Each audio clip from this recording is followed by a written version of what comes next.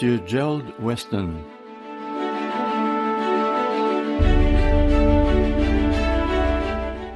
Sortez de ce monde, mon peuple.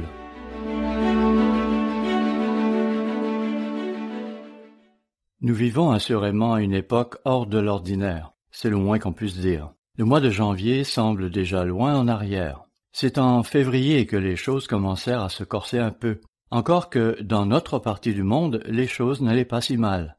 Dans certaines parties de l'Asie, les gens portaient déjà des masques et s'efforçaient autant que possible de maintenir une certaine distance sociale. C'était déjà devenu une préoccupation là-bas. En Amérique du Nord, la situation était cependant encore sous contrôle, du moins jusqu'à la fin de février. Mais nous voici rendus à la fin de juin, seulement quelques mois plus tard donc, et voyez combien les choses ont changé. L'an passé, j'avais donné un sermon intitulé « La fin arrivera soudainement ». S'il est vrai que ce n'est pas encore la fin, notez à quel point les choses peuvent soudainement être très différentes. Covid-19 a manifestement été un coup dur pour le monde, et c'est toujours le cas. Il va apparaître soudainement ici et là. Il prendra de l'ampleur, puis les choses se calmeront un peu. On se demandera alors si la première vague est passée, et s'il nous faut nous préparer pour une éventuelle seconde vague. Il vaut mieux se faire à l'idée que le problème n'est pas pour disparaître totalement sous peu. Certaines parties du monde ont connu des sécheresses, des incendies, des inondations et des invasions de sauterelles aux proportions bibliques. Un article intitulé « La tempête parfaite », lequel paraîtra dans la prochaine édition de notre revue Le Monde de demain, montre comment toutes ces choses sont apparues simultanément. Notez que cet article fut écrit avant le cas George Floyd. Si vous ajoutiez cela au mélange, la notion de tempête parfaite n'en serait que plus vraie. Et c'est bien là ce que nous avons. Et encore, nous n'en sommes qu'au milieu de l'année 2020. Ce sera certainement une année dont on se souviendra, ou, comme je l'ai mentionné dans l'une de ces vidéos que je produis chaque semaine, ce sera une année que beaucoup d'entre nous voudront oublier. Hélas, nous ne savons pas exactement ce qui se profile à l'horizon pour le reste de l'année, voire pour l'année prochaine. Mais il est indéniable que notre monde connaît actuellement des événements marquants et inhabituels. Nous avons connu le cas George Floyd, lequel débuta avec des protestations pacifiques. Hélas, il n'a pas fallu longtemps avant que celles-ci ne deviennent violentes. Et cela, même si, au début, le frère de George Floyd avait plaidé pour la paix et insisté pour qu'on n'en vienne pas à des émeutes et à des débordements de violence. Ces appels furent ignorés. Ces protestations pacifiques ne tardèrent pas à tourner à la violence. Pas seulement ici, à Minneapolis, mais aussi en d'autres endroits de par le monde. Des centaines d'entreprises furent détruites. Certaines d'entre elles appartenaient à des représentants de groupes minoritaires. Et je n'oublierai jamais cette dame de New York, une dame de race noire, qui était dehors et qui parlait aux gens sur le trottoir, disant « Vous savez, si la vie des Noirs compte, qu'en est-il de ma personne ?» C'est parce que son entreprise avait été pillée et saccagée par des vandales. Nous voyons des émeutes en Allemagne, à Stuttgart, de même qu'en Belgique et aux Pays-Bas. Nous assistons à la destruction de statues et de monuments.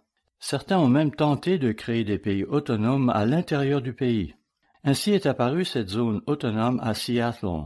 Selon les médias, on s'apprêtait à la démolir, ou du moins à abattre les barrières qui la délimitaient. Cependant, lorsque les manifestants sont sortis avec des armes, les autorités ont fait marche arrière. C'est comme si nous ne savions plus comment réagir face à de telles situations. Et ils ont aussi essayé de créer une zone autonome à Washington, D.C. On parle à présent de couper les fonds aux services de police. De fait, à Minneapolis, le conseil municipal a déjà voté la dissolution du département de police. Je ne sais pas exactement ce qu'ils ont en tête pour le remplacer. Ils pensent peut-être faire appel à des travailleurs sociaux afin qu'ils se rendent sur les lieux pour confronter ces manifestants munis d'armes à feu et de couteaux. C'est là leur intention, semble-t-il. Tout cela finira par être soumis au vote du peuple et j'espère que les gens auront assez de bon sens pour reconnaître que ce ne serait pas une bonne idée. Nous avons peut-être quelques mauvais policiers, mais N'en avoir aucun ne serait certes pas une bonne alternative.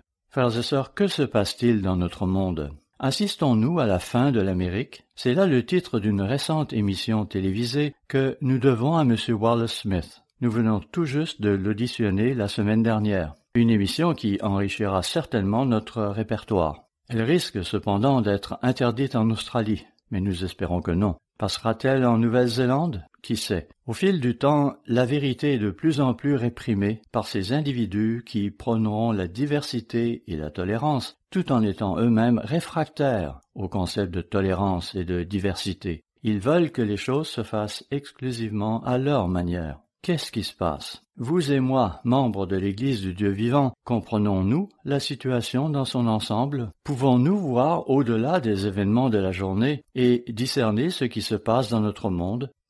Prenons maintenant un peu de recul pour considérer ce que nous voyons.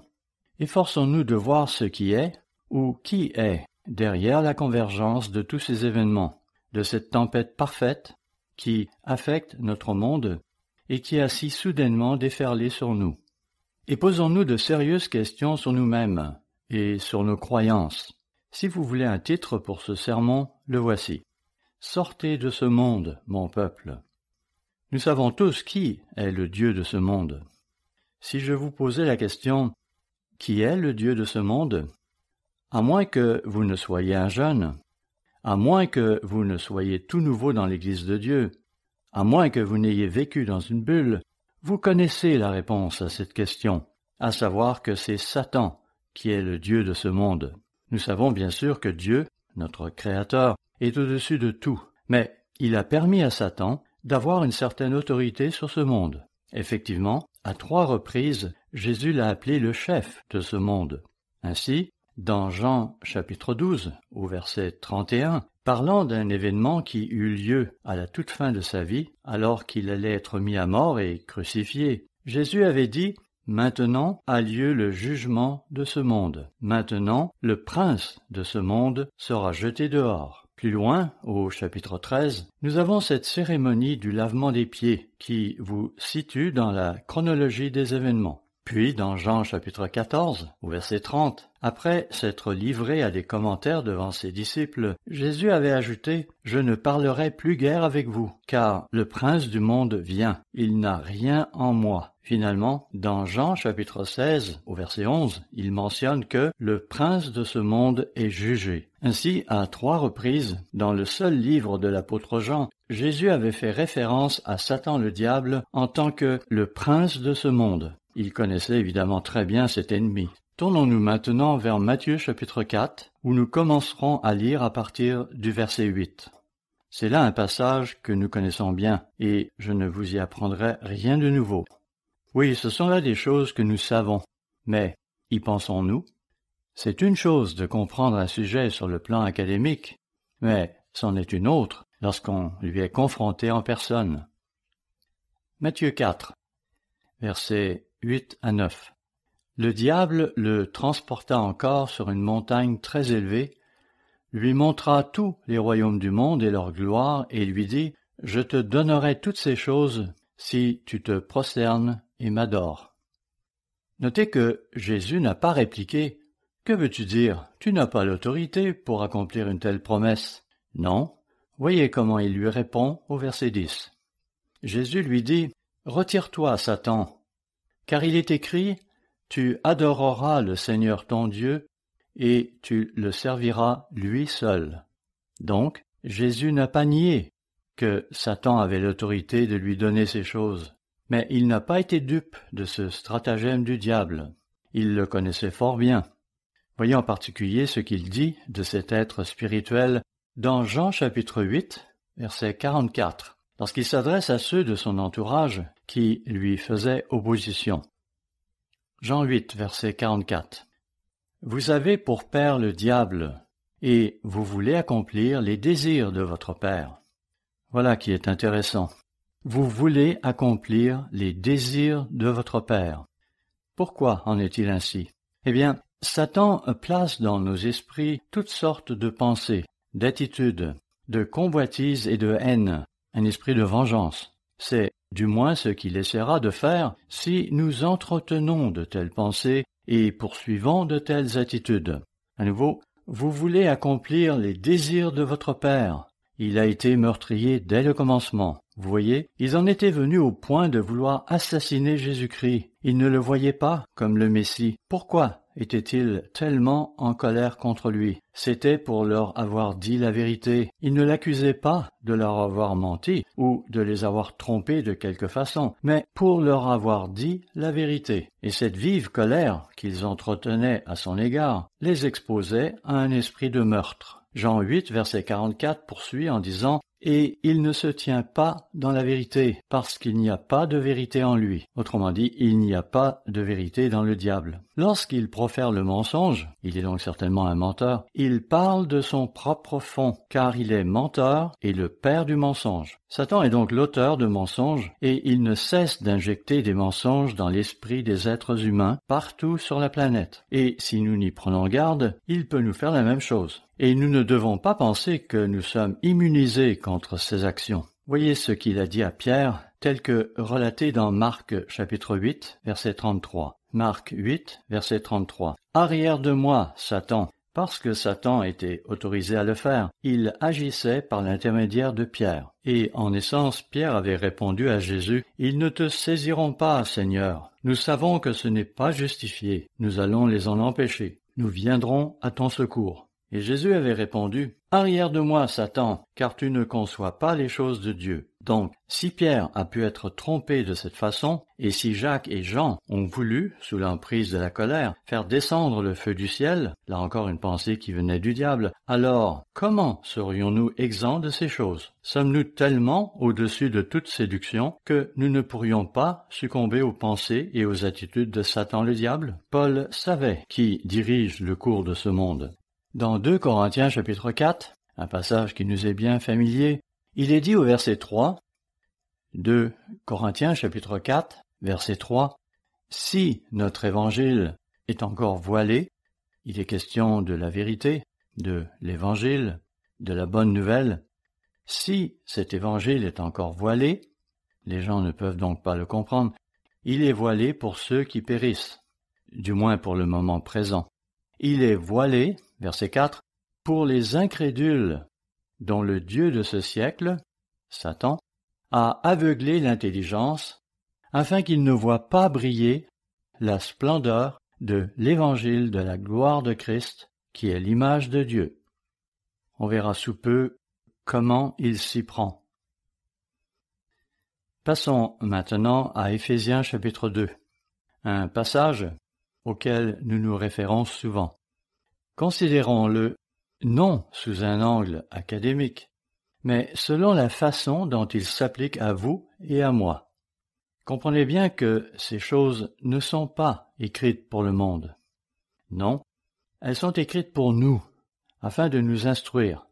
Au verset 1, il est dit, Éphésiens chapitre 2, versets 1 à 3, « Vous étiez morts par vos offenses et par vos péchés, dans lesquels vous marchiez autrefois, selon le train de ce monde, selon le prince de la puissance de l'air, de l'esprit qui agit maintenant dans les fils de la rébellion.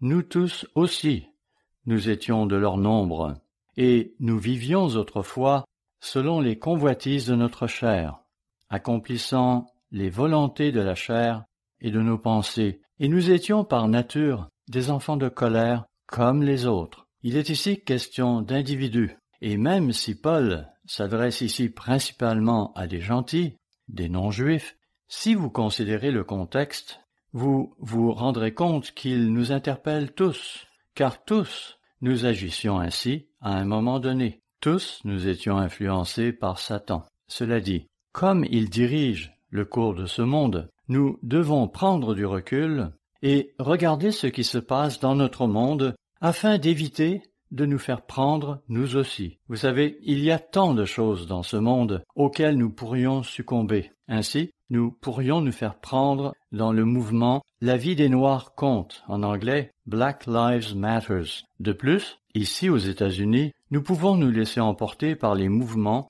qui se portent à la défense des droits associés au premier amendement, au droit de porter les armes ou à la liberté d'expression, etc. Ainsi, nous avons notre Constitution ici aux États-Unis et au Canada, ils ont leur charte des droits. Et nous mettons parfois ces choses sur un pied d'égalité avec les Écritures. Mais cela ne devrait pas être, comme je l'ai déjà dit maintes fois. Nous devons prendre du recul par rapport à certaines de ces choses et nous efforcer de les voir selon l'optique de Dieu et éviter de céder à toutes ces influences qui nous viennent de la droite ou de la gauche ou de tout ce qui se trouve entre ces deux extrêmes. Il y a tant d'influences dans ce monde.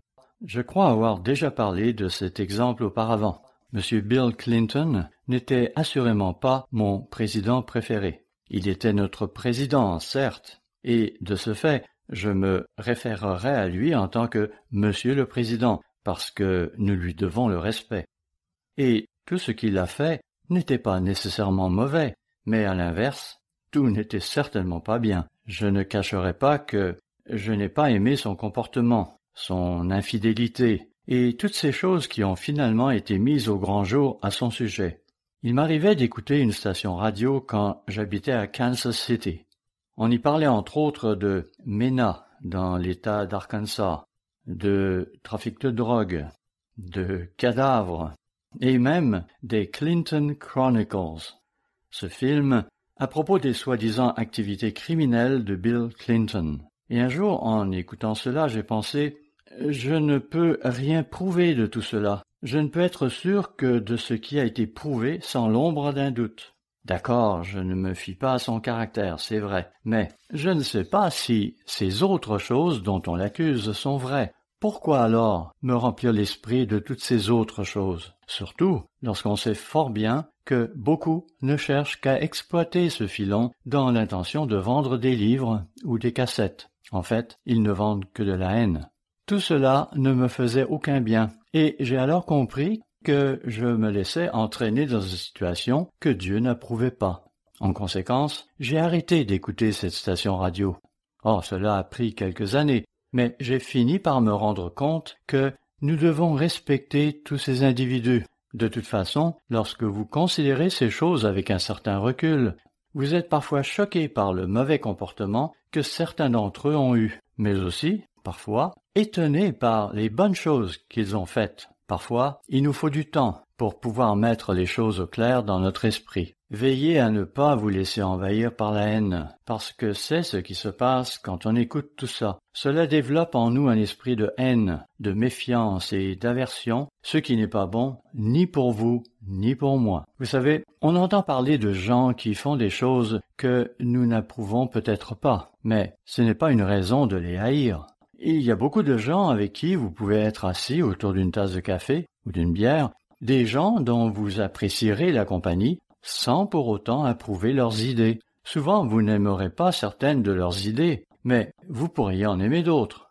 En fin de compte, ce sont tous des êtres humains qui doivent se battre dans ce monde et, contrairement à vous, ils doivent le faire sans l'assistance du Saint-Esprit de Dieu. Tâchons donc de voir les choses qui ont lieu autour de nous dans un contexte plus large. Tournons-nous à présent vers Apocalypse chapitre 12, versets 9 et 10. Apocalypse chapitre 12, versets 9 et 10. Et il fut précipité, le grand dragon, le serpent ancien, appelé le diable et Satan, celui qui séduit toute la terre. On ne parle pas ici de tout le monde, excepté de ceux qui partagent mes opinions politiques, ou de ceux qui font partie de ma petite clique. À nouveau, celui qui séduit toute la terre. Il fut précipité sur la terre, et ses anges furent précipités avec lui. Oui, Satan a ses serviteurs qui injectent de mauvaises pensées dans l'esprit des gens, si nous le permettons. Verset 10. Et j'entendis dans le ciel une forte voix qui disait « Maintenant,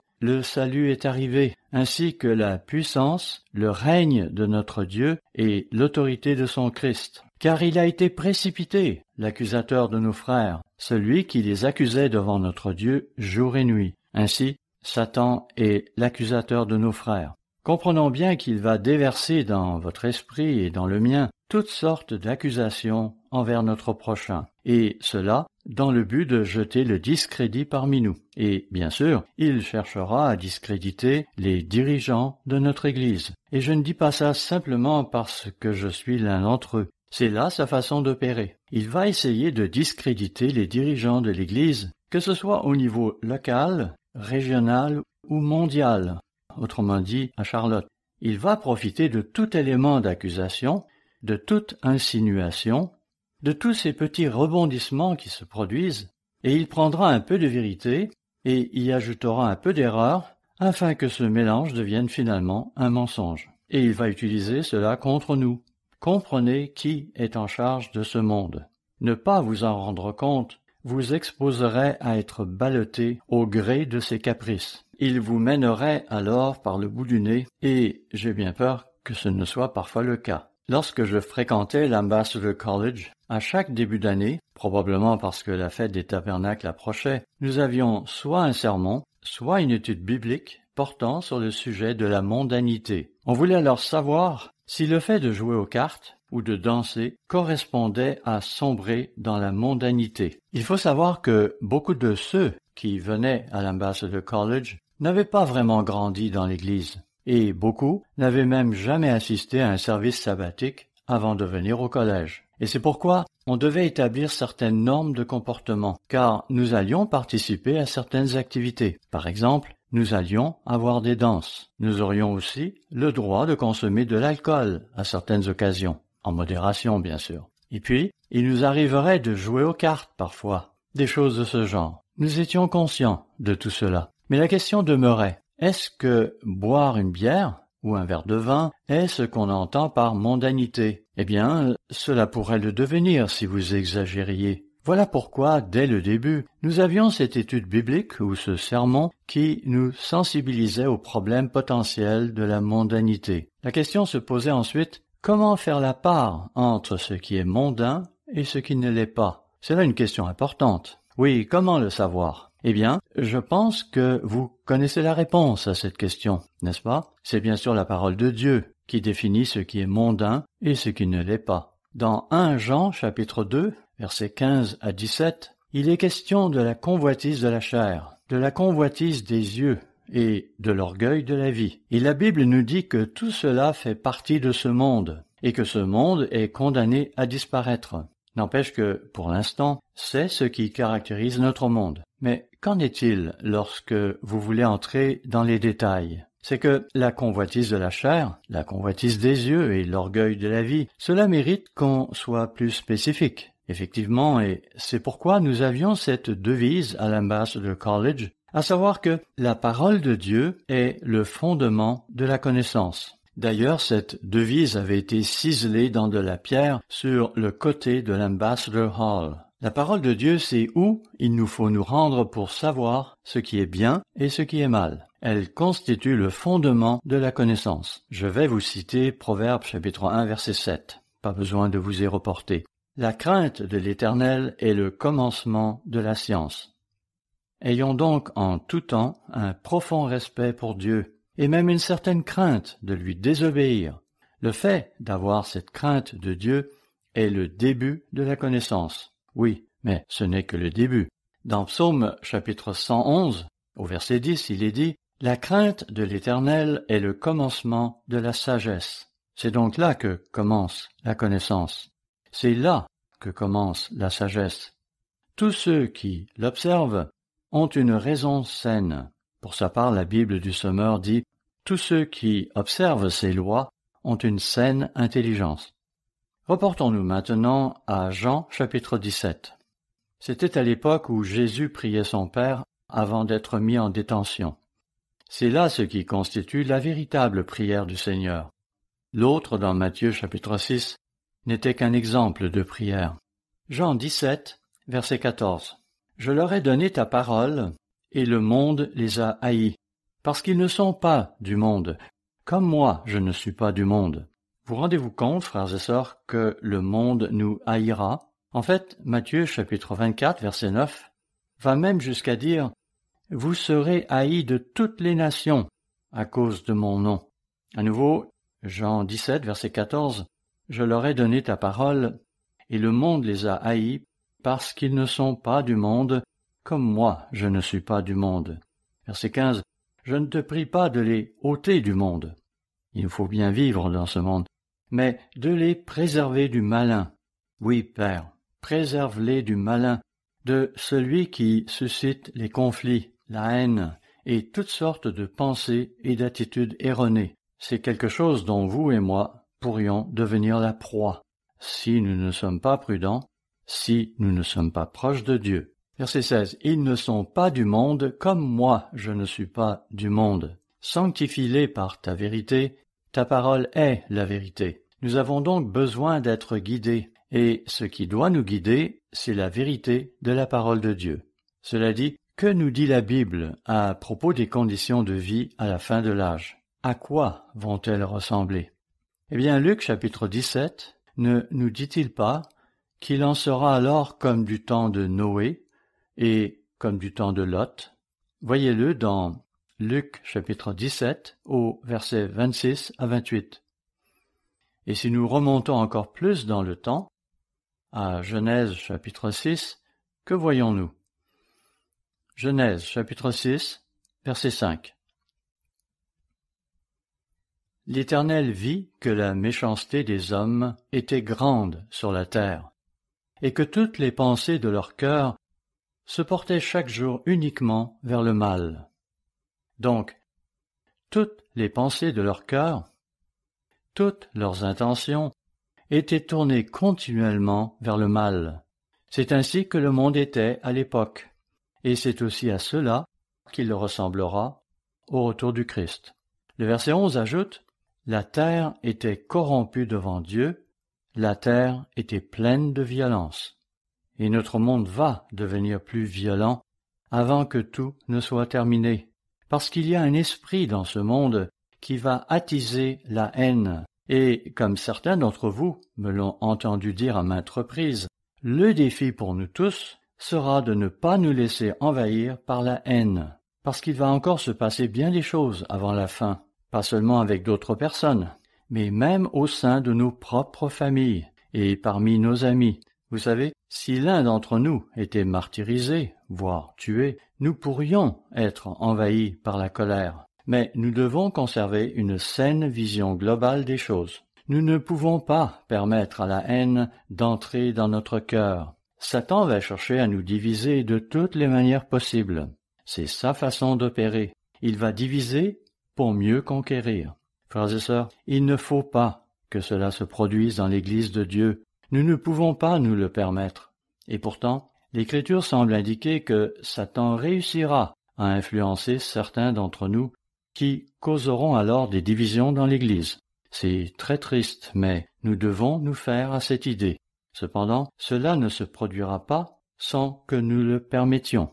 Nous savons qu'à l'époque de Lot, la société était remplie de perversions sexuelles. Il en est question notamment dans Ézéchiel chapitre 16, où le verset 49 mentionne que les gens vivaient dans l'abondance et dans une insouciante sécurité. Et le verset 50 ajoute qu'ils pratiquaient des choses abominables. D'ailleurs, si nous retournions au livre de la Genèse, nous constaterions que ce n'était guère mieux alors. Et il y a beaucoup de passages des Écritures qui montrent que la perversion sexuelle, était déjà un problème majeur à cette époque-là, et qu'il en sera de même à la fin de l'âge, comme il est aisé de le voir si nous regardons autour de nous. Voyons 2 Timothée chapitre 3 verset 1. Vous savez, frères et sœurs, une des raisons pour lesquelles j'aimerais éviter que ce sermon se prolonge outre mesure, c'est que certains d'entre nous se rencontrent en groupe, et il est possible qu'en certains endroits, vous ayez des plafonds bas et peut-être pas la meilleure circulation d'air. Alors, même si vous êtes capable de maintenir une certaine distanciation, il pourrait tout de même en résulter quelques problèmes. Pour le moment présent, et jusqu'à ce que la situation change, nous voudrons donc éviter que les services se prolongent indûment.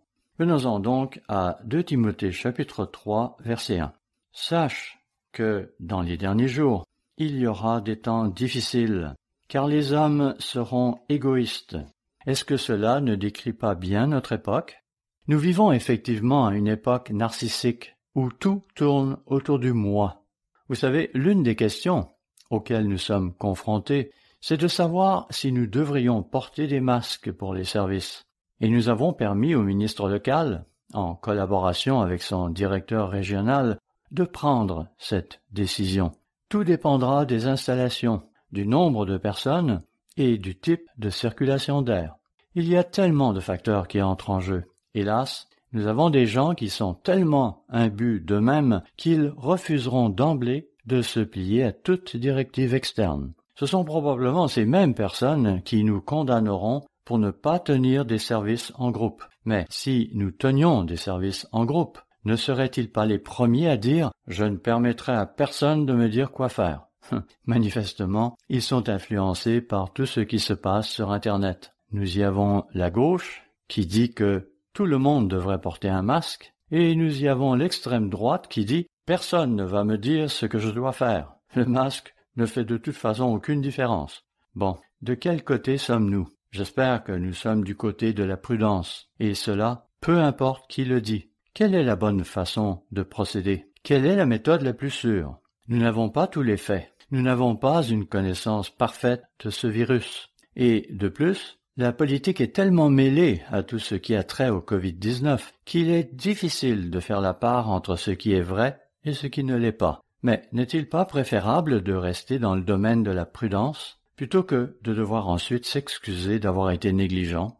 Ainsi, dans certaines régions, nous dirons que si vous voulez venir au service, vous devrez porter un masque, alors que dans d'autres régions, des régions qui ne sont pas du tout à risque, comme la Nouvelle-Zélande ou encore Vanuatu, où il semble ne pas y avoir de Covid, on pourra se passer du port du masque et même chanter des cantiques. Il convient donc d'être prudent et de faire preuve de discernement. Par ailleurs, veillez à ne pas vous laisser influencer par les politiciens, parce qu'il y a tellement de choses qui se trament dans le domaine de la politique. Je sais que beaucoup de nos membres ont tendance à être plus conservateurs, du moins ici aux États-Unis. C'est mon cas. Cependant, je ne vais pas pour autant croire tout ce que diront les conservateurs, de même que je ne me méfierai pas nécessairement de ce que dira la partie adverse. Parfois, ce qu'ils diront va même faire plus de sens. Vous savez, il nous faudra prendre du recul, considérer la parole de Dieu et essayer de faire preuve de bon sens à propos de tout cela. Et puis, nous devons apprendre à travailler comme une équipe, comme étant membres d'un seul corps. Le port d'un masque ne sert pas uniquement à vous protéger vous, il sert aussi à protéger les autres, au cas où vous seriez contagieux sans le savoir. Il sert donc avant tout à protéger les autres, même s'il peut aussi vous offrir une certaine protection. Avons-nous de l'amour les uns pour les autres? Est-ce que nous nous soucions des autres? J'espère que oui. Je sais que la plupart d'entre nous l'ont à cœur. Mais il y a toujours cet individu qui dira « Personne ne me dira quoi faire ». Eh bien, lisez ce que la Bible dit dans Proverbe 18, versets 1 et 2, à propos de celui qui ne veut en faire qu'à sa tête et qui rejettera tout conseil. Revenons à 2 Timothée chapitre 3, où je ne mentionnerai que certains points, à nouveau pour gagner du temps. 2 Timothée chapitre 3, verset 2. « Car les hommes seront égoïstes, rebelles à leurs parents. » Nous voyons en effet une jeune génération qui se soulève contre ses parents. Et c'est bien plus profond que nous le pensons. C'est parce qu'ils fréquentent ces universités où se trouvent ces extrémistes de la gauche radicale, ces marxistes, car c'est vraiment là le problème. Il y a là ces professeurs qui leur injectent toutes sortes de choses dans leur cerveau. Pas étonnant que nous ayons maintenant tous ces jeunes, sur Internet et sur Facebook, qui se lamentent et se plaignent de leurs parents, qui les dénoncent pour ne pas vouloir suivre les voies de la société actuelle. Et cela ne fait que commencer, et ne fera que prendre plus d'ampleur à l'avenir. Qu'est-ce qui nous fait dire cela? C'est basé sur les Écritures, qui nous annoncent que les membres de notre propre famille vont se soulever contre nous. C'est très grave, frères et sœurs, notez-le. Verset 3. Calomniateurs, ils vont donc nous calomnier. Intempérants, contrôlons-nous nos émotions ou nous laissons-nous emporter par elles? Cruels, ennemis des gens de bien, traîtres, ils vont jusqu'à trahir leur pays. Emportés, enflés d'orgueil. Penchons-nous brièvement sur Matthieu chapitre 24 où nous débuterons au verset 8. Nous savons qu'il est ici question de la prophétie du mont des Oliviers. On y parle de la fin de l'âge. Matthieu 24, verset 8. Tout cela ne sera que le commencement des douleurs. Alors on vous livrera au tourment, et l'on vous fera mourir, et vous serez haïs de toutes les nations à cause de mon nom. Vous savez, l'une des raisons pour lesquelles nous serons haïs est que nous ne suivons pas les voies de ce monde. Lorsque des insurgés se présenteront et exigeront de vous que vous suiviez leurs directives, qu'allez-vous faire? Oui, qu'allons-nous faire alors? J'ai remarqué dans mon quartier que certains ont sorti des rubans noirs et d'autres des rubans bleus. Je suppose que les premiers appuient le mouvement Black Lives Matter. Quant aux autres, ils supportent probablement la police.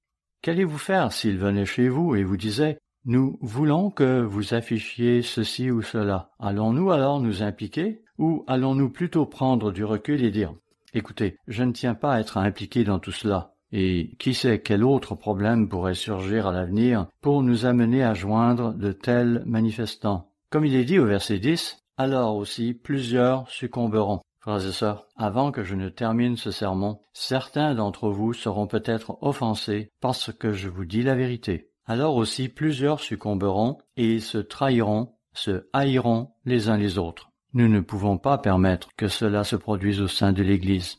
Poursuivons, versets 11 et 12.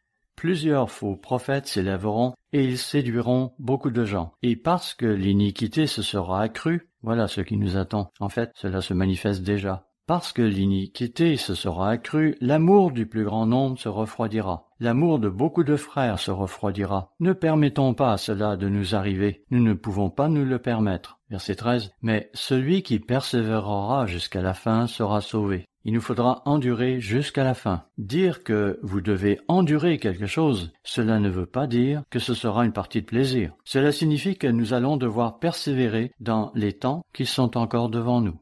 Parlons maintenant des événements récents. Bien évidemment, nous reconnaissons tous que le meurtre de George Floyd était une erreur tragique. Il est intéressant, et ne me comprenez pas de travers lorsque je dis cela, mais n'est-il pas intéressant que peu importe le nombre de preuves dont on dispose, lorsqu'on voit quelqu'un tirer sur quelqu'un d'autre, on doit alors parler de meurtre présumé. Mais dans le cas présent, personne n'utiliserait le terme présumé. Je pense que nous sommes tous d'accord pour dire qu'ici, justice n'a pas été rendue. Il s'agissait ici d'un acte criminel. Je pense que cela saute aux yeux. D'accord, nous ne voyons pas le tableau d'ensemble. Nous ne savons pas tout ce qui s'était passé avant. Et il a pu se passer bien des choses en coulisses. Cependant, ce qui s'est passé était un crime. Il n'avait aucune raison de mourir ainsi. Nous sommes tous d'accord sur ce point.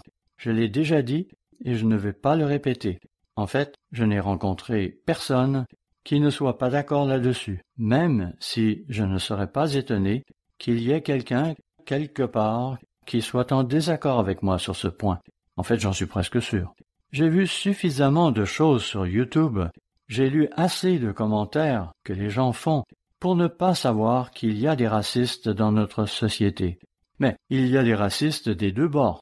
Je ne justifie pas le racisme blanc, et il y en a beaucoup. Mais selon la définition que nous en donnaient les universités, il y a 25 ou 30 ans, vous ne pouvez être un raciste que si vous êtes en position de pouvoir. Cela dit, frères et sœurs, croyons-nous vraiment cela? Croyons-nous qu'on ne peut ressentir de la haine envers quelqu'un que si on est en position de pouvoir? Ça ne me semble pas très logique. Pourtant, c'est ce qui a été introduit dans l'esprit de tant de gens. Maintenant, j'ai vu des commentaires racistes venant des Blancs et j'ai vu des commentaires racistes venant des Noirs. Ni l'un ni l'autre n'avait raison. Et il n'est pas nécessaire de peser les arguments présentés par les uns et par les autres pour désigner un gagnant. Ils sont tous dans le tort. Mais que voyons-nous se produire à la suite de tous ces événements? Le frère de George Floyd a plaidé pour la paix. Il voulait des protestations, oui, mais des protestations pacifiques. Mais ce n'est pas ce qui s'est produit. Ce qui a commencé en tant que protestation pacifique n'a pas fini ainsi. Des centaines de propriétés, y compris certaines qui appartenaient à des minorités, ont été détruites. Vous avez pu lire certaines de ces histoires. L'une des victimes avait consacré 15 ans de sa vie à édifier son entreprise. Je crois qu'elle était originaire de l'Inde. Il faut savoir que cette région de Minneapolis est très multiculturelle, et il m'est arrivé plusieurs fois de rouler dans ce secteur. Ainsi, beaucoup de ces entreprises ont été détruites. Les gens avaient passé une bonne partie de leur vie à les bâtir, et voilà qu'ils ont tout perdu. Pour quelle raison? Est-ce que cela va ramener George Floyd à la vie? Est-ce que cela va empêcher que quelqu'un d'autre ne soit tué? Pas vraiment. Ce qui avait débuté en tant que manifestation pacifique ne s'est pas terminé de cette façon. Des gens ont perdu la vie. Certains appartenaient à des minorités. Des anarchistes vandalisent maintenant des monuments et s'emparent de certains quartiers d'une ville. Je pourrais vous citer des exemples. En fait, j'ai ici une liste de certaines statues et de certains monuments qu'ils détruisent. C'est une liste assez longue.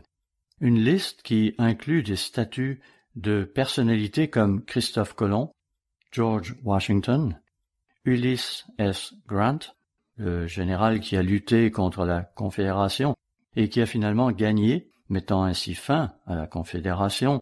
Et puis il y a Theodore Roosevelt, Thomas Jefferson, et même la statue du mémorial de l'émancipation. Vous savez, en Angleterre, ils voulaient même défigurer la statue de Winston Churchill, qui s'était pourtant battu contre la tyrannie en Europe, contre Hitler, qui avait tué tant de millions de Juifs et de ressortissants d'autres nationalités. La ville de St. Louis veut changer son nom, car elle a été nommée d'après le roi Louis IX. Cela dit, je pense que dans le monde de demain, nous changerons probablement le nom de St. Louis parce que tout ce concept de saint est finalement un concept catholique. Entre parenthèses, n'allez pas croire que je m'offusque à l'idée que la ville de St. Louis porte ce nom. Cela ne m'offense nullement, mais je devine que certaines personnes vont s'en offusquer. Vous avez ces abolitionnistes comme Abraham Lincoln et Matthias Baldwin, et, ironie de toutes les ironies, à Madison, dans l'État de Wisconsin, ce grand bastion des gauchistes, ils ont même démoli la statue de Hans Christian Heg. C'était un abolitionniste qui fut tué à la bataille de Chickamauga lorsqu'il combattit dans la guerre civile contre le Sud, dont l'intention était de mettre fin à l'esclavage. Malgré cela, ils ont brisé sa statue et l'ont jetée dans un lac. Vous est-il possible de comprendre pareille chose? À quoi assistons-nous ici? Il ne peut s'agir ici que d'un problème qui oppose les Noirs aux Blancs. Ici, il s'agit plutôt d'une action de la gauche dans le but de détruire l'Amérique. Pas seulement l'Amérique d'ailleurs, car ces manifestations ont aussi lieu ailleurs dans le monde. C'est Satan qui attise cette animosité, cette haine, et cette haine qu'il développe parmi les gens sera en fin de compte dirigée plus spécifiquement contre les nations israélites, et contre vous et contre moi. Peu importe alors à quelle race nous appartiendrons, il se retournera contre vous et moi. Inutile de dire que nous ne pouvons pas nous permettre de participer à cela. Examinons de plus près les personnes qui se cachent derrière certaines de ces manifestations anarchiques. Tout d'abord, nous sommes convaincus qu'Antifa en fait partie. Antifa veut passer pour un mouvement antifasciste, alors que c'est tout le contraire. Les adeptes de ce mouvement utilisent des matraques, ils cassent des vitres, ils saccagent et détruisent, ils brûlent des voitures, de préférence des voitures de police, et ils vont frapper les gens. C'est là leur marque de commerce. Il est certain que certains groupes suprémacistes blancs profitent de cette situation. Ils ont suivi les enseignements de Saul Alinsky, qui était ce que l'on appelle aujourd'hui un organisateur communautaire. Alinsky avait une grande influence sur les gens, y compris certains que nous ne mentionnerons pas. Alinsky était cependant un homme d'une intelligence trompeuse. Il disait notamment « Si vous voulez protester contre quelqu'un, ne vous présentez pas sur les lieux pour attaquer la personne ouvertement. Allez-y plutôt en prétendant être partisan d'un groupe que tout le monde déteste, comme le Ku Klux Klan par exemple. Ensuite, à chaque fois que la personne s'adressera à la foule, acclamez-la. Cela vous fera passer, dans votre prétendue identité, comme quelqu'un qui supporterait les partisans de cet individu que vous voulez attaquer. ce qui le fera paraître terrible. C'est souvent une stratégie efficace à suivre. Ainsi, je peux voir comment des personnes opposées à Antifa, des suprémacistes blancs par exemple, pourraient se présenter au milieu d'une telle foule en prétendant être Antifa. C'est là une chose qui m'a été signalée. Je n'en suis pas sûr, mais il y a beaucoup d'opportunistes, vous savez. Il y a beaucoup de gens qui se livrent à la violence juste pour s'amuser. Je me souviens de l'époque où je fréquentais le lycée. C'était au début des années 60, quand les choses commençaient à devenir incontrôlables, surtout dans les environs de Berkeley. Il y avait alors ces protestations à propos de la guerre, mais même avant cela, on avait déjà eu des protestations au sujet de la liberté d'expression. Ainsi, dans notre lycée, quelqu'un avait pensé que nous devrions nous aussi organiser une manifestation de quelque sorte. C'est parce qu'à Santa Maria, ils en organisaient une. De ce fait, ici, à Lompoc, nous croyons devoir faire de même. Nous nous sommes alors tous assis sur la pelouse en avant de notre institution. Nous n'avions pas la moindre idée de la raison pour laquelle nous protestions. Nous voulions juste faire partie de l'action. Mais, à un moment donné, voilà que notre directeur sort à notre rencontre avec un mégaphone pour nous dire « Quiconque n'est pas de retour dans la classe dans 5 minutes », je ne me souviens pas de ce qu'il a ajouté, mais c'était l'équivalent d'une menace. Eh bien, cela a marché, parce que nous sommes alors tous rentrés en classe la tête basse. Et oui, nous voulions protester comme tout le monde. Pour en revenir à ce qui se passe chez nous en ce moment, il est indéniable qu'il y a parmi nous des personnes sincères qui sont en colère et bouleversées. Ces personnes ne savent pas ce que vous et moi savons. Hélas, il y a aussi certains individus qui profitent de la situation et qui n'agissent pas en toute bonne foi, à moins que ce ne soient des individus sincères, mais ayant un programme différent. Ils vont alors abuser de cette parodie de justice pour creuser un fossé entre les gens afin d'aboutir à leur fin. Examinons maintenant l'organisation appelée Black Lives Matter. Je sais que je m'aventure ici sur un terrain qui va rendre certains d'entre vous nerveux, tant il est vrai que certains parmi nous sont d'avis qu'on ne devrait même pas aborder ce sujet. Mais pourquoi cela? Est-ce par lâcheté que nous ne le ferons pas? Avons-nous peur de nous faire accuser de racisme? Et il est vrai que les gens vont souvent être prompts à nous accuser d'être racistes lorsque nous abordons de tels sujets tabous, même si ce n'est pas du tout le cas. C'est évidemment une accusation facile lorsqu'on ne sait pas comment traiter un tel sujet. Vous savez, beaucoup de gens ont joint ce mouvement Black Lives Matter. Mais que savent-ils au juste à propos de ceux qui ont parti ce mouvement? Que savent-ils des objectifs de ce mouvement? Patrisse Cullors a fait savoir très clairement qu'elle, Alicia Garza et Opal Tometi, 3 des femmes qui ont parti ce mouvement, sont des femmes queer. Le terme vient d'elles. Personnellement, je les qualifierais plutôt de lesbiennes, mais c'est ainsi qu'elles veulent se faire appeler, queer. Cela dit, dans une interview de 2015 sur le site realnewstrnn.com, un site très pro-noir sur Internet, Patrisse Cullors a été interviewée par un noir à tendance fortement pro-noir. J'ai eu l'occasion de suivre cette interview. Je n'ai donc pas obtenu cette information de quelque source douteuse. Je l'ai obtenue de première main. Et c'est ainsi que je l'ai entendu dire que 2 d'entre elles ont reçu une formation de marxiste. Cela devrait nous donner à réfléchir. Mais poursuivons notre investigation en nous rendant directement sur leur site web pour découvrir leurs objectifs et ce qu'elles dévoilent à propos d'elles-mêmes. Je vous encourage d'y aller vous aussi pour vérifier ce que je vais vous lire, car il ne s'agit pas de me croire sur parole. Vérifiez-le. Une section de son site internet porte le nom de Her Story, tout en un mot. H-E-R-S-T-O-R-Y.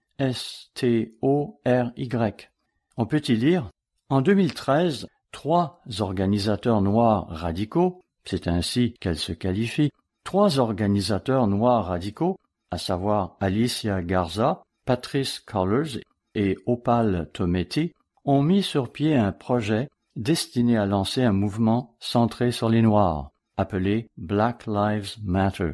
Notez qu'il ne s'agit pas ici d'un parti politique. Ce n'était pas un parti politique en tant que tel, ce qui ne l'empêche pas d'avoir une orientation politique. Continuons. Black Lives Matter est une formation idéologique et politique dans un monde où la vie des Noirs est systématiquement et intentionnellement ciblée pour être détruite. Cela dit, nous savons tous que notre société n'est pas exempte de mauvais policiers. de même que notre société comporte des bigots et des racistes. Mais peut-on affirmer pour autant que toute l'Amérique vise systématiquement et intentionnellement les personnes de couleur? Je ne le crois pas. Poursuivons. Les mouvements de libération des Noirs, permettez-moi cette remarque ici, je trouve intéressant que ce terme de libération apparaît toujours dans ces organisations marxistes. Dans ce pays, les mouvements de libération des Noirs ont eu pour objectif de créer de la place et des opportunités de leadership, principalement pour les hommes noirs, hétérosexuels et cisgenres. Notez que cisgenre est un terme que vous n'avez peut-être pas encore entendu, parce qu'il ne s'est répandu que depuis peu. Ainsi, des hommes cisgenres sont biologiquement des hommes et pensent être aussi des hommes. De même, les femmes cisgenres sont biologiquement des femmes et elles pensent aussi qu'elles sont des femmes. Continuons. Selon ce trio, les Noirs hétérosexuels et cisgenres relèguent les femmes, les homosexuels, de même que les transsexuels et transgenres, à des rôles secondaires. Il ne s'agit pas ici nécessairement de personnes de races différentes. Elles disent ici que, même au sein de leur propre race, les hommes cisgenres et les hétérosexuels sont au premier plan, mais nous avons été laissés à l'écart.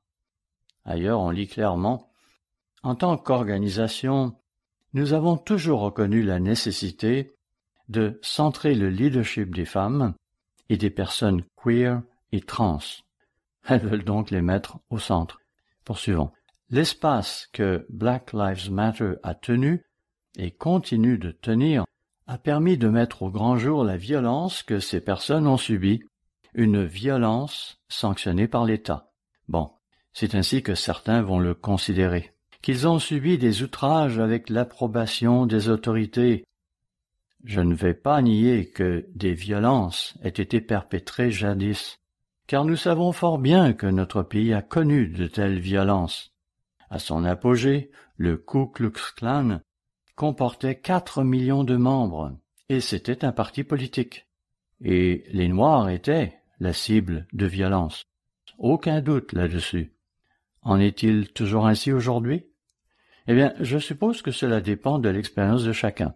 Et je ne vais pas nier que quelqu'un n'a pas été victime d'abus d'une sorte ou d'une autre.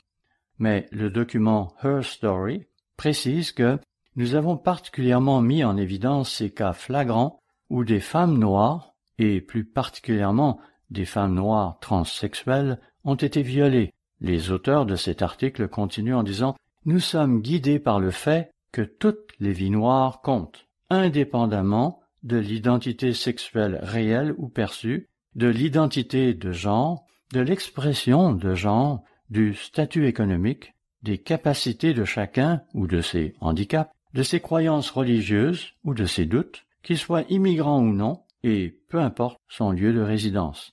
Nous faisons de la place à nos frères et sœurs transgenres afin qu'ils puissent participer et diriger. Nous procédons à notre auto-examen et faisons ce qu'il faut pour démanteler le privilège accordé aux cisgenres. Oui, nous voulons démanteler le privilège accordé aux cisgenres. Rappelons que cela consiste à croire que l'on est ce que la biologie révèle. Poursuivons. Nous voulons démanteler le privilège accordé aux cisgenres et accroître le statut des transsexuels noirs, en particulier les femmes trans noires. Vous savez, quand il est question de femmes trans noires ou de femmes trans blanches, peu importe, je n'ai jamais vraiment compris s'il était question d'un homme qui veut être une femme ou d'une femme qui veut être un homme. Mais continuons. En particulier les femmes trans noires qui continuent d'être affectées de façon disproportionnée par la violence faite aux transgenres. Y a-t-il de la violence contre les trans? Je pense que oui. De fait, je n'en doute pas. C'est le cheval de bataille de ce groupe. Ils disent « Nous construisons un espace qui fait la promotion des femmes noires, un espace qui est exempt de sexisme, de misogynie et d'environnement, qui accorde une place centrale aux hommes, car nous n'aimons pas que les hommes soient au centre des choses. Nous allons plutôt mettre l'accent sur le statut de camarade. » En passant, notez ce terme de camarade. Où rencontre-t-on généralement ce terme? Suivant. Nous abolissons cette pratique patriarcale qui exige des mères qu'elles occupent un double emploi, afin qu'elles puissent s'occuper de leurs tâches maternelles tout en occupant un poste dans le domaine public. Notez en effet qu'il ne s'agirait pas là d'une situation idéale. Poursuivons. Nous mettons fin à la structure familiale nucléaire prescrite par l'Occident. Pensez-y, frères et sœurs. Est-ce là ce que vous croyez? Nous mettons fin à la structure familiale nucléaire prescrite par l'Occident en nous soutenant mutuellement en tant que famille élargie, en tant que village, où tous se mettent au service de la communauté, en particulier de nos enfants, de telle sorte que les mères, les parents, notez qu'on ne mentionne jamais les maris ou les hommes de manière positive, de telle sorte que tous, les mères, les parents et les enfants soient à l'aise. Évidemment, quand on est lesbienne, queer, je suppose que le terme parent convient peut-être mieux que celui de père. La notion de père est donc passée sous silence. Poursuivons. Nous encourageons donc un réseau placé sous le signe de l'homosexualité. Lorsque nous nous réunissons, nous le faisons dans l'intention de nous libérer de l'emprise de la pensée hétérosexuelle, ou plutôt de la croyance que tous les gens de ce monde sont hétérosexuels, à moins bien sûr qu'ils ne nous déclarent ouvertement le contraire. Cela dit, qu'est-ce qui compte pour eux en 2020? Notez ce qu'ils affichent à ce propos sur leur site Internet. Nous nous concentrons sur les questions concernant l'injustice raciale, la brutalité policière, la réforme de la justice pénale, l'immigration noire, l'injustice économique, le mouvement LGBTQIA+, et la question des droits de l'homme, l'injustice environnementale, l'accès aux soins de santé, l'accès à une éducation de qualité et le droit de vote ou sa suppression. Vous savez, il y a là un mélange de bien et de mal. C'est le fruit de l'arbre de la connaissance du bien et du mal. Certaines des choses qu'ils veulent ne sont pas mauvaises, mais je vous le redemande, quelle est votre position vis-à-vis de ces choses? Maintenant, supposons que vous soyez allé sur Internet où vous auriez entendu cette pièce musicale intitulée Blackout Tuesday. Avez-vous alors soutenu cette cause? C'est le travail d'un groupe de musiciens, mais il est difficile de séparer cette pièce musicale du mouvement Black Lives Matter. Qu'avez-vous fait donc? Avez-vous alors immédiatement défendu cette cause ou avez-vous dit au contraire? Un instant, je veux d'abord m'informer pour savoir ce que ces gens croient. Eh bien, allez sur leur site web pour savoir de quoi il s'agit. Vous savez, si la vie des Noirs est vraiment si importante, pourquoi ne parlent-ils pas au nom de tous les Noirs qui ont été tués? On ne les entend presque jamais s'exprimer à ce sujet. Vous souvenez-vous de ce policier à la retraite de 77 ans qui était très respecté à St. Louis? Quel est son nom? Quel est le nom de ce policier qui a été tué par des cambrioleurs? N'est-il pas intéressant que nous ne connaissions pas son nom? Quel était le nom de ce jeune de 3 ans qui a été tué à Chicago la semaine dernière, en compagnie de 13 autres personnes, dont 5 enfants? Connaissons-nous le nom de l'un d'entre eux? Connaissons-nous, même ici à Charlotte, les noms des 4 personnes qui sont mortes le week-end dernier lors d'une fusillade dans une fête de quartier? J'ai mentionné sur une vidéo que plus de 100 coups de feu avaient été tirés. On a en fait retrouvé 181 cartouches jusqu'à présent. C'est un vrai miracle que d'autres n'aient pas été tués. Un certain nombre d'entre eux ont été blessés après avoir été frappés par des voitures. Et l'un d'entre eux a même succombé à ses blessures après avoir ainsi été frappé alors qu'il essayait de s'enfuir. Connaissons-nous les noms de ces personnes? Leur vie a-t-elle de l'importance? Le fait est, frères et sœurs, que toute vie compte. Le slogan Black Lives Matter ne devrait pas faire oublier qu'en fait toute vie compte. Peu importe la couleur de la peau, peu importe l'origine ethnique, toutes les vies ont de l'importance. Parlons maintenant de ces choses vraiment importantes que nous devons poursuivre. Vous savez, nous avons été appelés à un autre mode de vie, et Dieu nous met en garde du fait qu'il nous faut vivre dans le monde de Satan. Dans 2 Pierre chapitre 2, au verset 19, il est dit « Ils leur promettent la liberté quand ils sont eux-mêmes esclaves de la corruption ». Voyons aussi Proverbe chapitre 24, versets 21 et 22. Proverbe chapitre 24, versets 21 et 22. « Mon fils, crains l'Éternel et le roi. Ne te mêle pas avec les hommes remuants. » Autrement dit, ne te mêle pas à des révolutionnaires.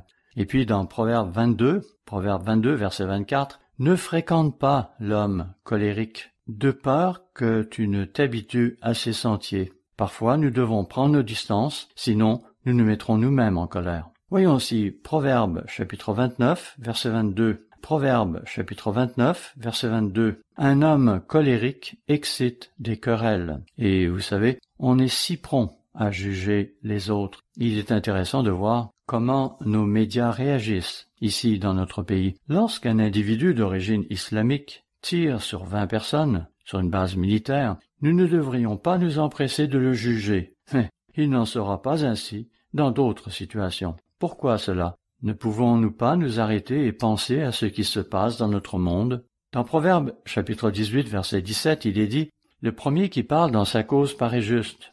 Vient sa partie adverse, et on l'examine. » Avez-vous déjà perçu une chose d'une certaine manière jusqu'à ce que vous entendiez la version d'une autre personne? Oui, cela m'est arrivé bien des fois, et je me suis alors rendu compte que j'avais été berné. Quelqu'un va vous raconter une histoire, et vous vous énerverez, vous vous mettrez en colère, jusqu'à ce que vous entendiez la partie adverse. Et vous direz alors, ce n'est pas exactement comme je l'envisageais. Ça m'arrive, je l'avoue. Je ne vais pas m'excuser pour des choses pour lesquelles je n'ai pas besoin de m'excuser, mais ici, il me faut reconnaître que j'ai souvent commis des erreurs. Vous savez, Dieu est amour. La haine n'a pas de place dans le corps de Christ. Vraiment pas. Je vous conseille vivement de relire l'article qui est paru dans notre revue Le Monde de demain, édition de janvier-février 2018, intitulé « Les péchés du racisme, de l'anarchie et de la laïcité ». Il vous rappellera ce que nous enseignons à ce sujet.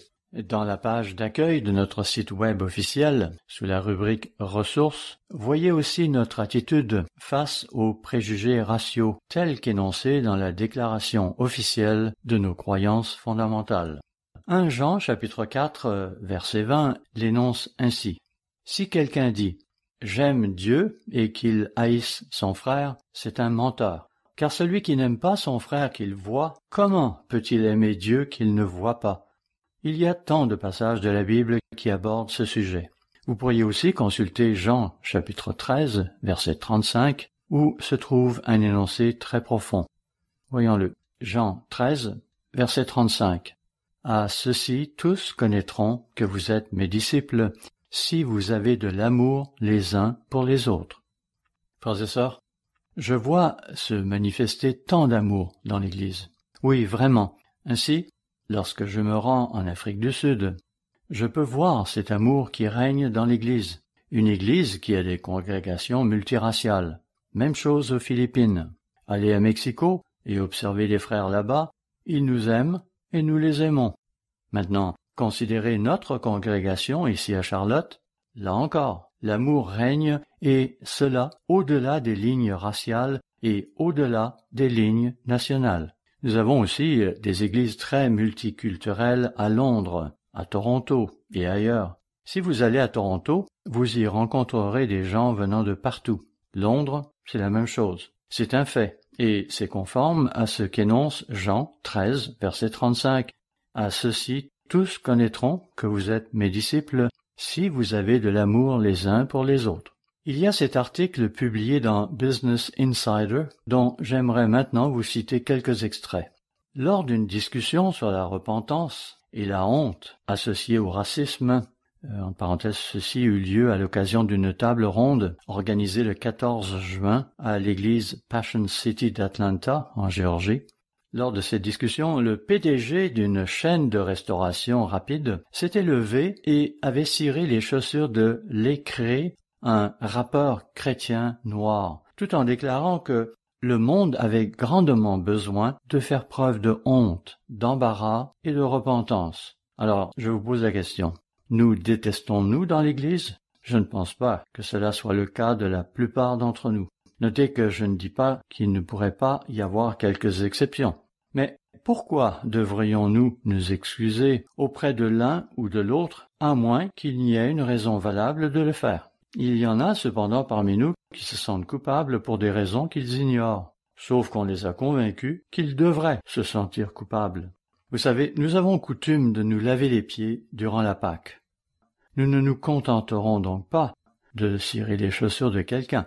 Nous allons plus loin, et cela depuis des décennies.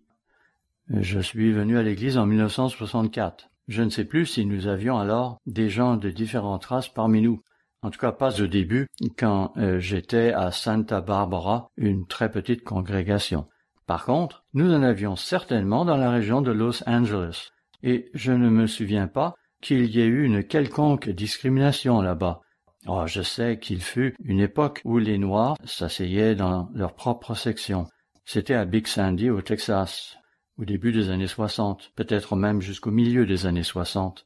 C'était un monde différent alors, et comme l'a dit un homme politique, se vanter ouvertement à propos de choses qui se sont produites dans le passé, c'est bien facile. Oui, il est facile d'adopter un ton moralisateur sur des événements du passé.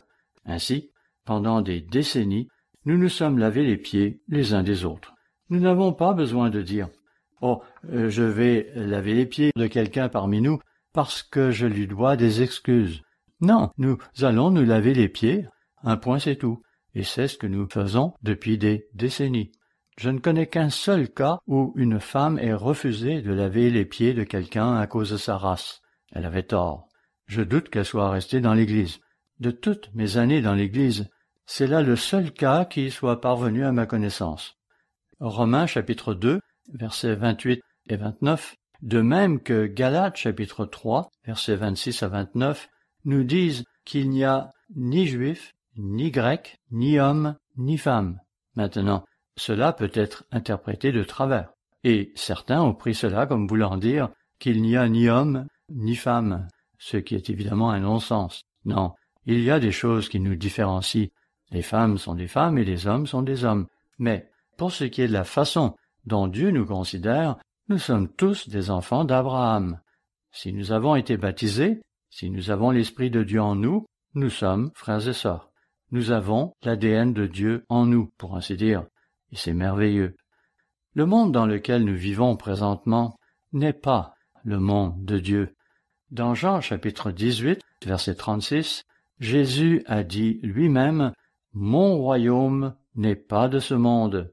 Puis il a ajouté « Si mon royaume était de ce monde, mes serviteurs auraient combattu pour moi afin que je ne sois pas livré aux Juifs. » Donc, si le monde où nous vivons était le monde de Dieu, alors oui, nous devrions nous activer pour le changer. Mais ce n'est pas le cas. Nous nous préparons pour un tel monde en nous laissant fortifier par l'Esprit de Dieu, en exerçant de la maîtrise sur nous-mêmes, en témoignant de l'amour envers notre prochain et en veillant à ne pas nous laisser gagner par un esprit d'animosité et de haine, de sorte à pouvoir régner dans le royaume de Dieu et gouverner avec justice et équité ceux qui nous seront confiés. C'est à cela que Dieu nous appelle. Dans Apocalypse chapitre 18, verset 4, il est dit « Sortez du milieu d'elle, mon peuple ». Il s'agit de la Babylone de ce monde, peut-être plus précisément de la puissance de la bête et tout ce qui lui est associé. Dieu nous a appelés à sortir de cela. Dans Romains chapitre 12, au verset 1 et 2, Dieu nous dit « Ne vous conformez pas au siècle présent ». Philippiens 3, versets 20 et 21 nous dit que notre citoyenneté est au ciel. Notre citoyenneté n'est donc pas de ce monde. Certes, nous pouvons être citoyens de tel ou tel pays, mais notre citoyenneté première est céleste. C'est la citoyenneté du royaume de Dieu, comprenez-le bien. Satan suscite des conflits dans notre monde. Son plus grand trophée serait l'Église de Dieu. S'il pouvait nous diviser, vous et moi, s'il pouvait nous amener à nous haïr les uns les autres, à devenir racistes d'une manière ou d'une autre, ou simplement nous polariser sur des sujets tels que le port d'un masque, le droit de porter des armes, le fait de nous réunir en groupe le jour du sabbat, durant cette pandémie, s'il pouvait nous diviser sur ces points, cela ferait son bonheur. Il y aurait encore d'autres causes de discorde possibles, comme qui devrait être notre président ou premier ministre. Il ne s'en soucie pas vraiment. Tout ce qui l'intéresse, c'est de nous mettre sur une mauvaise voie et de diviser l'Église. C'est tout ce qui compte pour lui. Et nous avons un choix. Nous pouvons soit le laisser agir, soit nous humilier, craindre Dieu et nous tourner vers sa parole et ses voies pour assurer notre protection. Je voudrais terminer avec Jean chapitre 17, où il est question de la prière de Jésus à son Père, durant la nuit où il fut trahi. Ce fut sa dernière prière. Commençons à lire au verset 14. Jean 17, verset 14. « Je leur ai donné ta parole, et le monde les a haïs, parce qu'ils ne sont pas du monde, comme moi je ne suis pas du monde. Oui, le monde va nous haïr, car nous ne suivons pas ses voies. Je ne te prie pas de les ôter du monde, mais de les préserver du malin. » Oui, du malin. Frères et sœurs, ne vous laissez pas piéger par le malin. Ils ne sont pas du monde comme moi, je ne suis pas du monde. Sanctifie-les par ta vérité. Ta parole est la vérité. Comme tu m'as envoyé dans le monde, je les ai aussi envoyés dans le monde. Et je me sanctifie moi-même pour eux, afin qu'eux aussi soient sanctifiés par la vérité. Ce n'est pas pour eux seulement que je prie, mais encore pour ceux qui croiront en moi par leur parole. En d'autres termes, il parle de vous et de moi. Il parle des disciples, certes, mais il ajoute « Je ne prie pas seulement pour eux, je prie aussi pour ceux qui croiront à cause d'eux. » Et nous sommes inclus dans cela. Verset 21. « Afin que tous soient un, comme toi, Père, tu es en moi, et comme je suis en toi, afin qu'eux aussi soient en nous, pour que le monde croie que tu m'as envoyé. Je leur ai donné la gloire que tu m'as donnée, afin qu'ils soient un comme nous sommes un. » Frères et sœurs, nous ne formons qu'un en lui. Je sais que nous avons de l'amour les uns pour les autres. Ne permettez pas à ces influences externes de nous diviser. À nouveau, je leur ai donné la gloire que tu m'as donnée, afin qu'ils soient un comme nous sommes un. Moi en eux et toi en moi, afin qu'ils soient parfaitement un et que le monde connaisse que tu m'as envoyé et que tu les as aimés comme tu m'as aimé. Cette prière de Jésus est tellement importante en ces temps troublants que nous vivons. Frères et sœurs, aimons-nous les uns les autres d'un amour vrai et authentique.